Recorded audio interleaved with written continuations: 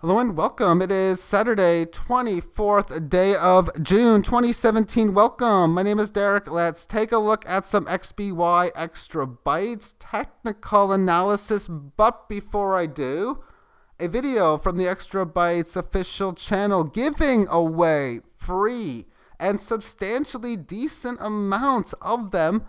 You have to check out the video. They gave away 3 already, but there's more. 3 more winners coming very soon. So to find out and to participate in such, go ahead, check out the link in the more information box to the video. All right then, thank you very much. Let's take a look at this action.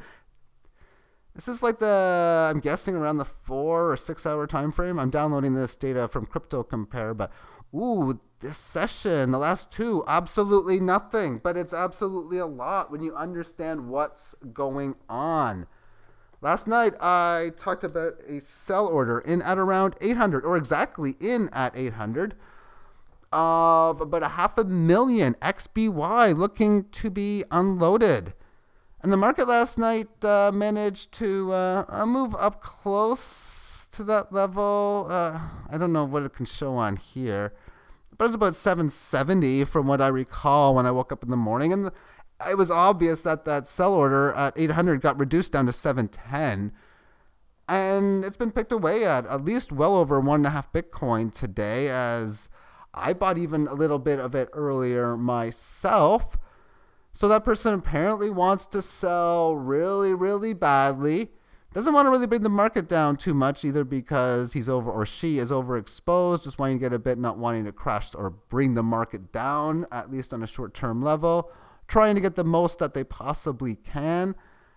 But sellers really haven't done much. Just recently, at about 2109 hours, or 9:09 p.m., it was sold down to about 675, but for the most of the day, with really no real shot of bringing it up over 710 unless you were going to buy really big, the market could only have went lower. And people did not want to sell all day below 680 or really even below 690.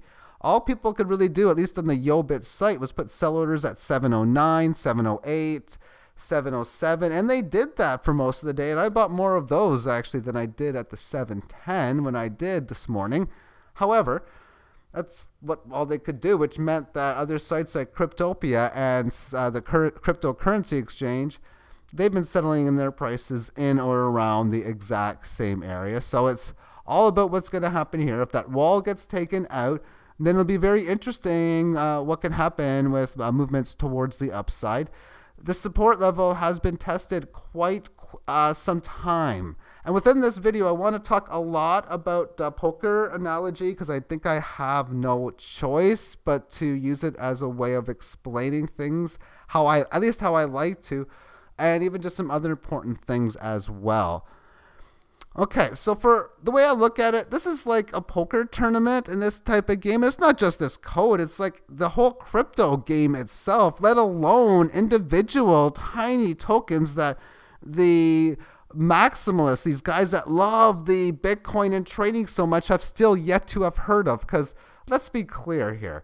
Let's take all the regular people who know what Dash and Monero and Bitcoin and Ethereum Classic and Zcoin, and they all know the main ones. They know Doggy or Doji. How many of them really know XBY?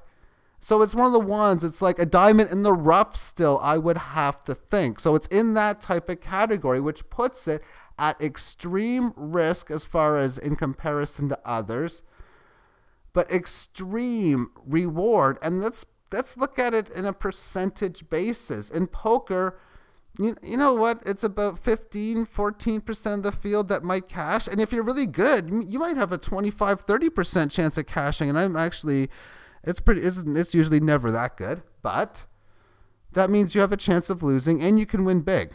See, for myself, I've been in this a while. I've been able to sell high, buy low, all that type of stuff that I've pretty much been able to put in or take out more than my investment that I started with, which is like guaranteeing a min cash, as I can look at it like that.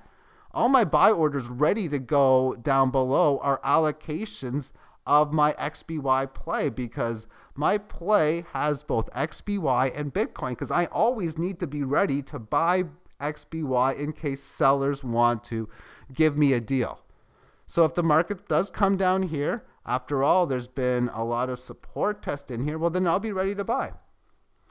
As long as the market moves and it doesn't go completely straight down, it's impossible, I feel, for me to lose given the strategy in which I'm using. I mean, today I really couldn't make anything because the market didn't move. It stayed at the 700 number. Oh, so be it. It's a pause day.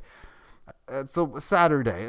Whatever. It's just one of those days. But I do realize that it's going to go way up. It's going to go way down at times. And it's got to go back again. And when you see a situation like this move, let me get rid of the markings on here. It's got to stop at some point. I mean, really, why do you want to be a buyer when it's overextended like this? I really don't understand it. And maybe if you're early and it's one of your first few trades, but I wonder why. I do wonder why it keeps going. Do people continuously buy in here, and then they're the part of the reasons they sell in here because, oh my goodness, I bought here, it didn't go up anymore. I bought at 1220. Next thing you know, it's breaking down below 1,000, and they panic and they sell. Do people continuously do that? Because I don't know. I don't get it personally, which is why I like to go in the direction of selling on the way up with the strategy of knowing pre-planned strategy of selling strategy towards I don't want to run out.